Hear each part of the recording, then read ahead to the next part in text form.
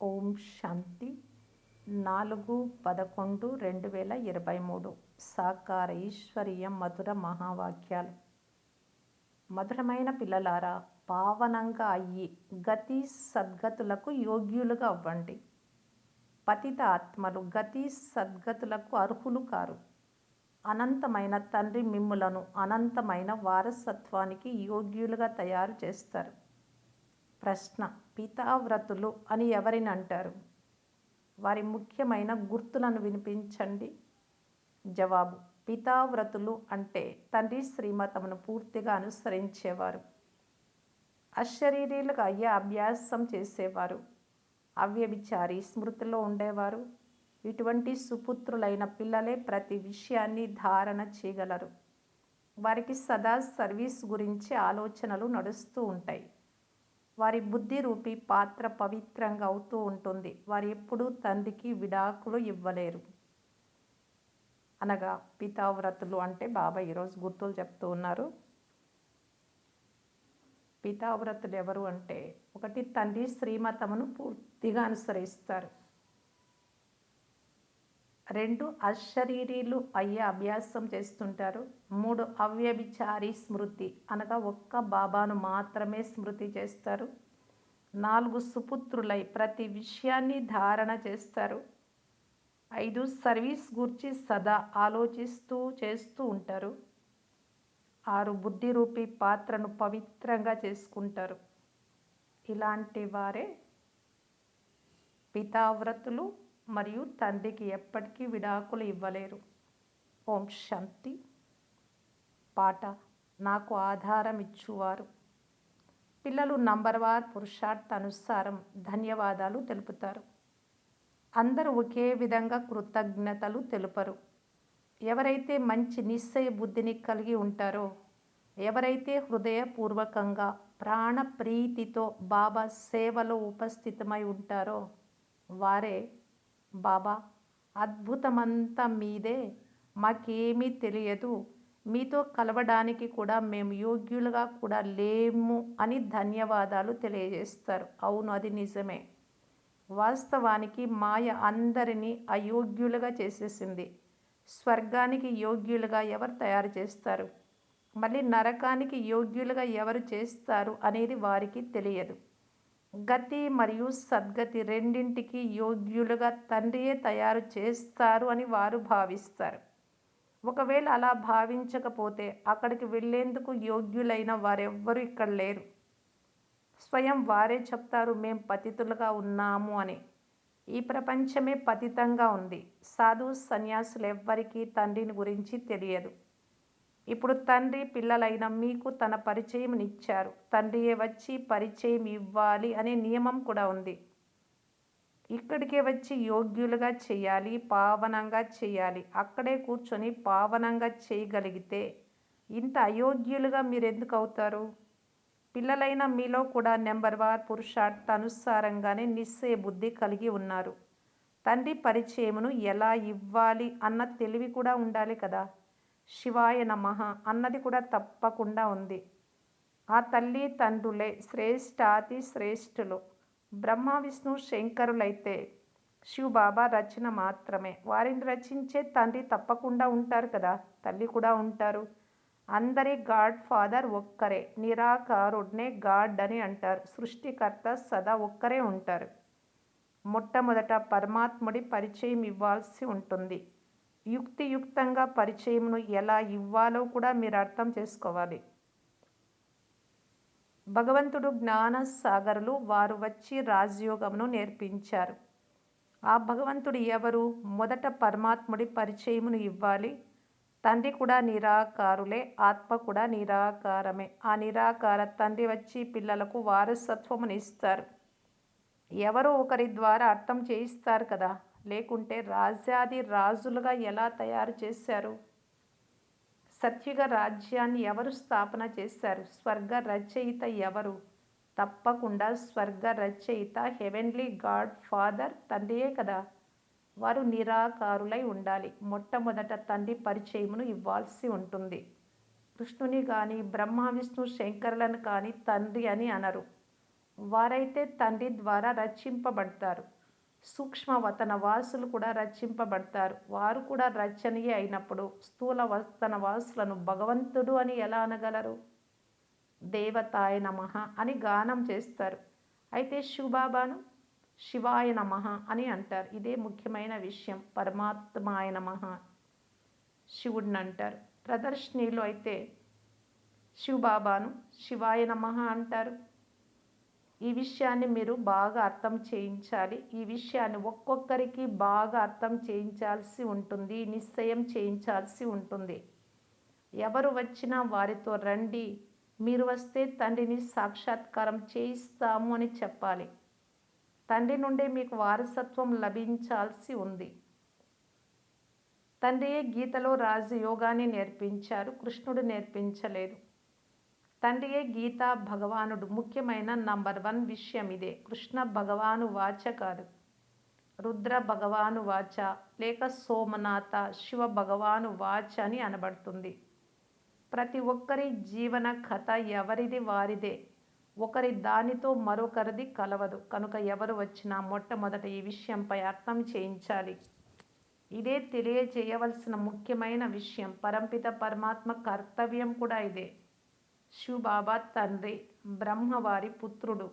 వారు స్వర్గ రచయిత. ఇతడు స్వర్గంలోని ప్రథమ రాకుమారుడు. ఇది పూర్తి స్పష్టం చేసి అర్థం చేయించాలి. ముఖ్యమైనది గీత. దాని ఆధారంపైనే మిగిలిన శాస్త్రాలు ఉన్నాయి. సర్వశాస్త్ర శిరోమణి భగవద్గీత. మీరు శాస్త్రాలు, వేదాలు మొదలైనవి ఒప్పుకుంటారా అని మనుషులు మిమ్మల్ని అడుగుతారు. అరే, ప్రతి ఒక్కరూ వారి ధర్మశాస్త్రాన్ని ఒప్పుకుంటారు. అన్ని శాస్త్రాలనైతే ఎవరు ఒప్పుకోరు. నిజమే, అన్ని శాస్త్రాలు ఉన్నాయి. కానీ శాస్త్రాలను గురించి తెలుసుకోవడం కంటే ముందు ఎవరి ద్వారా వారసత్వం లభిస్తుందో ఆ తండ్రిని గురించి తెలుసుకోవడం ముఖ్యం. వారసత్వం తండ్రి నుండి లభిస్తుంది, కానీ శాస్త్రాల ద్వారా కాదు. తండ్రి ఏ జ్ఞానమునిస్తారో, ఏ వారసత్వమునిస్తారో దాని పుస్తకం తయారైంది. మొట్టమొదట గీతను తీసుకోవాల్సి ఉంటుంది. గీతా భగవానుడు ఎవరు? అందులోనే రాజయోగం యొక్క ప్రస్తావన వస్తుంది. తప్పకుండా నూతన ప్రపంచం కొరకే రాజయోగం ఉంటుంది. భగవంతుడు వచ్చి పతితులుగా అయితే చెయ్యరు కదా, వారు పావన మహారాజులుగా చేస్తారు. మొట్టమొదట తండ్రి పరిచయాన్ని ఇచ్చి వారితో వీరు నా తండ్రి అని నేను పూర్తిగా నిశ్చయం చేసుకున్నాను అని వ్రాయించండి. శివాయ నమః. మీరే తల్లి తండ్రి అను మహిమ కూడా తండ్రిదే అని మొట్టమొదట అర్థం చేయించాలి. భగవంతుడు కూడా భక్తి ఫలాన్ని ఇక్కడికి వచ్చే ఇవ్వాల్సి ఉంటుంది. భక్తి ఫలం ఏమిటో మీరు అర్థం చేసుకున్నారు. ఎవరైతే చాలా భక్తి చేసి ఉంటారో వారికే మొదట ఫలం కూడా లభిస్తుంది. ఈ మాటలు ఏ శాస్త్రాలలోనూ లేవు. మీలో కూడా నంబర్వార్ పురుషార్థ అనుసారం తెలుసుకున్నారు. మీ అనంతమైన తల్లి తండ్రులు వారే అని అర్థం చేయించడం జరుగుతుంది. జగదంబ జగత్పిత అని మహిమ చేయబడతారు. యాడమ్ మరియు ఈవ్ అని మనుషులనే భావిస్తారు. ఈవును తల్లిగా భావిస్తారు. యథార్థంగా ఈవ్ ఎవరో ఎవ్వరికీ తెలియదు. తండ్రి కూర్చొని అర్థం చేయిస్తారు. అవును, ఎవ్వరూ వెంటనే అర్థం చేసుకోలేరు. చదువు కదా, సమయం పడుతుంది. చదువుతూ చదువుతూ న్యాయవాదిగా అవుతారు. ఇక్కడ కూడా దేవతగా అవ్వాలి అనే ఉద్దేశ్యం కూడా ఉంది. కనుక మొట్టమొదట తండ్రి పరిచయాన్ని ఇవ్వాలి. మీరే తల్లి తండ్రి అని మహిమ కూడా చేస్తారు. మరియు ఓ పతిత పావన రండి అని కూడా పిలుస్తారు. మరి పతిత ప్రపంచము మరియు పావన ప్రపంచం అని దేనిని అంటారు? మరి కలియుగం ఇంకా 40,000 సంవత్సరాలు ఉందా? మంచిది. పావనంగా చేసేవారైతే ఒక్క తండ్రియే కదా. స్వర్గాన్ని స్థాపన చేసేవారు గాడ్ ఫాదరే. కృష్ణుడి అవ్వజాలడు. అతడు వారసత్వం తీసుకున్నాడు. ఆ శ్రీకృష్ణుడు స్వర్గ రాజకుమారుడు. శివబాబా స్వర్గ రచయిత. ఆ మొదటి రాకుమారుడు రచన. ఇది కూడా స్పష్టం చేసి పెద్ద పెద్ద అక్షరాలలో వ్రాయాలి. అప్పుడు అర్థం చేయించేందుకు మీకు సహజం అవుతుంది. రచయిత మరియు రచనల గురించి తెలుస్తుంది. రచయితయే జ్ఞాన సాగరులు. వారే రాజయోగాన్ని నేర్పిస్తారు. వారు ఏ రాజు కాదు. వారు రాజయోగాన్ని నేర్పించి రాజ్యాది రాజులుగా చేస్తారు. భగవంతుడు రాజయోగాన్ని నేర్పించారు. శ్రీకృష్ణుడు రాజ్య పదవిని పొందాడు. తానే కోల్పోయాడు ద్వాపరయుగం నుండి. మళ్ళీ అతడే పొందాలి. చిత్రాల ద్వారా బాగా అర్థం చేయించవచ్చు. తండ్రి కర్తవ్యం తప్పకుండా తెలియజేయాలి. శ్రీకృష్ణుడి పేరు వేయడం ద్వారా భారతదేశం గవ్వతుల్యంగా అయిపోయింది. శివబాబాను తెలుసుకోవడం వలన భారతదేశం వజ్ర సమానంగా అవుతుంది. కానీ వీరే మా తండ్రి అని బుద్ధిలో కూర్చోవాలి కదా. తండ్రియే మొట్టమొదట నూతన స్వర్గ ప్రపంచాన్ని రచించారు. ఇప్పుడు ఇది పాత ప్రపంచం. రాజయోగం గీతలో కూడా ఉంది. విదేశస్తులు కూడా రాజయోగాన్ని నేర్చుకోవాలని కోరుకుంటారు. గీత ద్వారానే వారు నేర్చుకున్నారు. తండ్రి ఎవరు అని ఇతరులకు తెలియజేసేందుకు ప్రయత్నం చేస్తున్నాము అని మీకు తెలుసు. తండ్రి సర్వవ్యాపి కాదు. ఒకవేళ సర్వవ్యాపి అయినట్లయితే రాజయోగాన్ని ఎలా నేర్పించగలరు? ఈ తప్పు గురించి బాగా ఆలోచించాలి. ఎవరైతే సర్వీస్లో తత్పరులై ఉంటారో వారికి ఆలోచనలు నడుస్తూ ఉంటాయి. తండ్రి శ్రీమతంపై ఎప్పుడు నడుస్తారో అశరీరులుగా మన్మనాభావుగా ఉంటారో, పతివ్రతలుగా లేక పితావ్రతులుగా అవుతారో, లేక సుపుత్రులుగా అవుతారో అప్పుడే ధారణ జరుగుతుంది. ఎంత సాధ్యమవుతుందో అంత స్మృతిని పెంచుకోండి రోజు రోజుకు అని తండ్రి ఆజ్ఞాపిస్తున్నారు. దేహ అభిమానంలోకి రావడం వలన మీరు స్మృతి చేయరు. బుద్ధి పవిత్రంగా కూడా అవ్వదు. పులి పాల కొరకు బంగారు పాత్ర కావాలి అని అంటారు. ఇందులో కూడా పితావ్రత బుద్ధి రూపి పాత్ర కావాలి. అవ్యభిచారి పితావ్రతులు చాలా కొద్ది మంది మాత్రమే ఉంటారు. ఒక్క తండ్రిని మాత్రమే స్మృతి చేసేవారు. కొందరికైతే ఏమాత్రమూ తెలియదు. చిన్న పిల్లల వలె ఉన్నారు. భలే ఇక్కడే కూర్చున్నారు కానీ ఏమీ అర్థం చేసుకోరు. ఉదాహరణకి చిన్న పిల్లలకు కొందరికి చిన్న ప్రాయంలోని వివాహం చేసేస్తారు కదా. పరస్పరము స్నేహితులుగా ఉంటే, వారి మధ్య చాలా ప్రేమ ఉంటే వెంటనే వివాహం చేస్తారు. ఇది కూడా అలాగే నిశ్చితార్థం చేసుకున్నారు కానీ ఏమీ అర్థం చేసుకోరు.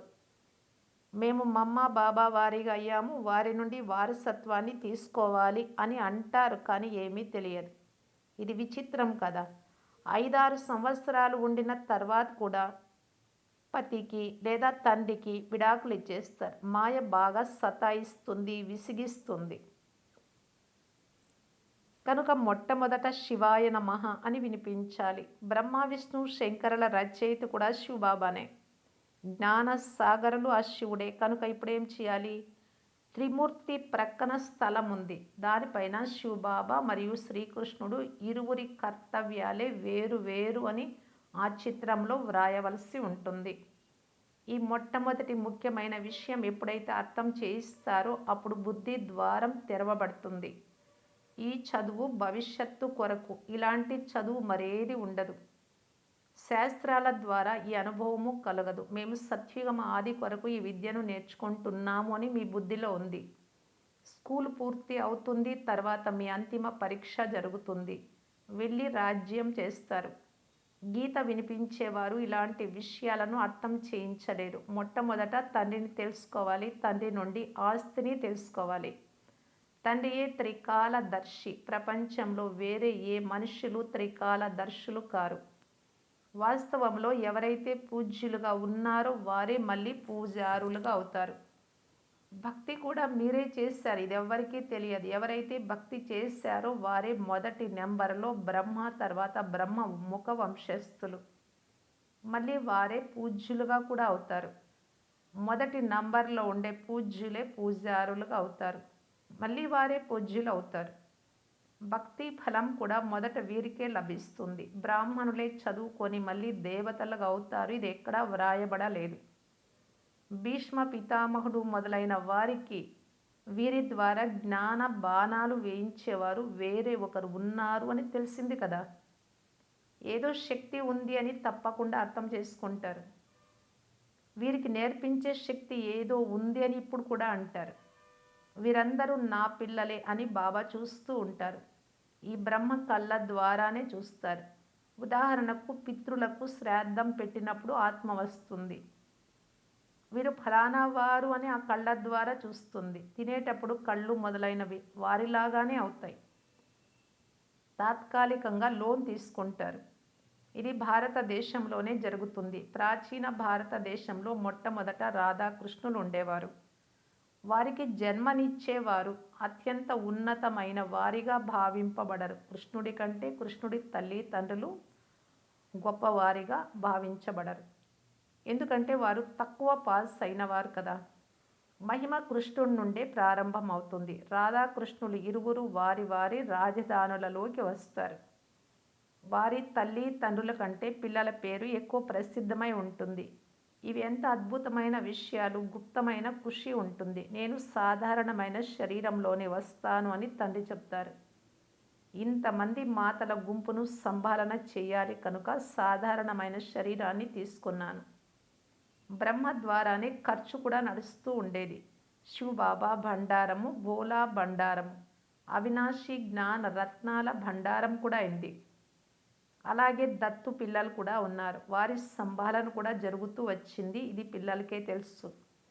మొట్టమొదట ఎప్పుడైతే ప్రారంభం చేస్తారో అప్పుడు శివ భగవాను వాచ్ అని చెప్పండి.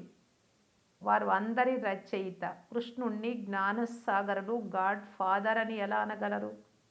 చదివిన వెంటనే బాగా బుద్ధిలో కూర్చునే విధంగా స్పష్టంగా వ్రాయాలి. కొందరికైతే అర్థం చేసుకునేందుకు 2-3 సంవత్సరాలు పడుతుంది. భగవంతుడు వచ్చి భక్తులకు ఫలమునివ్వాలి. బ్రహ్మ ద్వారా తండ్రి యజ్ఞాన్ని రచించారు. బ్రాహ్మణులను చదివించారు. బ్రాహ్మణుల నుండి దేవతలుగా తయారు చేశారు. మళ్ళీ క్రిందకు రావాలి. చాలా బాగా వివరించబడింది. శ్రీకృష్ణుడు హెవెన్లీ రాకుమారుడు, కానీ హెవెన్లీ గాడ్ ఫాదర్ కాదు అని మొట్టమొదట నిరూపణ చేసి అర్థం చేయించాలి. సర్వవ్యాపి అనే జ్ఞానము ద్వారా పూర్తి తమో ప్రధానమైపోయారు. ఎవరైతే సామ్రాజ్యాన్ని ఇచ్చారో వారిని మర్చిపోయారు. తండ్రిని కల్పకల్పము బాబా రాజ్యముని ఇస్తారు.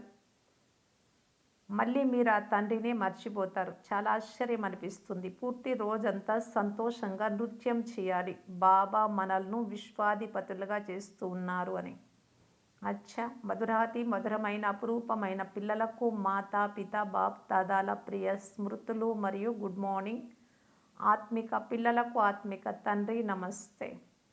ధారణ కొరకు ముఖ్య సారం. ఫస్ట్ పాయింట్, అవ్యభిచారి పితావ్రతులై ఉండాలి. స్మృతిని పెంచుతూ బుద్ధిని పవిత్రంగా చేసుకోవాలి. బుద్ధి త్వరగా పవిత్రంగా కావాలి అంటే తలంపు కూడా రోజు రోజుకి ఎక్కువ కావాలి. సెకండ్ పాయింట్, తండ్రి యొక్క యుక్తియుక్త పరిచయంనిచ్చే పద్ధతిని కనుగొనాలి. విచార సాగర మతనం చేసి పరమాత్మను నిరూపించాలి. నిశ్చయ బుద్ధి కలవారిగా ఈ సేవ చేయాలి. వరదానం. స్వపరివర్తన ద్వారా విశ్వ పరివర్తనకు నిమిత్తంగా అయ్యే శ్రేష్ఠ సేవాధారీ భవ. పిల్లలైన మీరు స్వపరివర్తన ద్వారా విశ్వాన్ని పరివర్తన చేసే కాంట్రాక్ట్ తీసుకున్నారు. స్వపరివర్తనే విశ్వ పరివర్తనకు ఆధారం. స్వపరివర్తన అవ్వకుండా ఏ ఆత్మ పట్ల ఎంత శ్రమ చేసినా పరివర్తన జరగదు. ఎందుకంటే ఇప్పటి సమయంలో కేవలం విన్నందున పరివర్తన అవ్వరు, కానీ చూసినందున పరివర్తన చెందుతారు. చాలా బంధనాలు కలిగించే వారు కూడా జీవితంలో పరివర్తన చూసి మారిపోతారు. మీకు బంధనం చేసిన వారు, మీకు ఇబ్బందులు కలిగించిన వారు కూడా మీరు పరివర్తన అయితే వారు మారిపోతారు. కనుక చేసి చూపించాలి. పరివర్తన అయి చూపించడమే శ్రేష్టమైన సేవాధారిగా అవ్వడం. స్లోగన్. సమయము, సంకల్పము మరియు మాటల శక్తిని వేస్ట్ నుండి బెస్ట్లోకి మార్చుకుంటే శక్తిశాలిగా అవుతారు. అవ్యక్త ఇషారా. సుఖస్వరూపులై అందరికీ సుఖాన్ని ఇస్తూ, సుఖాన్ని పొందుతూ, ఆశీర్వాదాలు ఇస్తూ, ఆశీర్వాదాలు పొందడానికి బాప్దాదా తెలియజేస్తూ ఉన్నారు. మనస్సు బుద్ధిని సదా ఆరాంగా ఉంచుకోవాలి. సుఖ చైన్ యొక్క స్థితిలో ఉండాలి. ఇలాంటి సంతుష్టమణిగా కావాలి. ఈ సంతుష్టతయే బాబా నుండి, సర్వుల నుండి ఆశీర్వాదాలను ఇప్పిస్తుంది. సంతుష్టాత్మ సదా తనను బాబా మరియు సర్వుల నుండి లభ్యమయ్యే ఆశీర్వాదాల విమానంలో ఎగురుతూ ఉండే అనుభవం చేస్తూ ఉంటారు. ఆశీర్వాదాలు కోరుకోరు, అడుక్కోరు. ఆశీర్వాదాలే స్వతహాగా సంతుష్టాత్మలకు ఎదురుగా రాగలవు. ఓం శాంతి.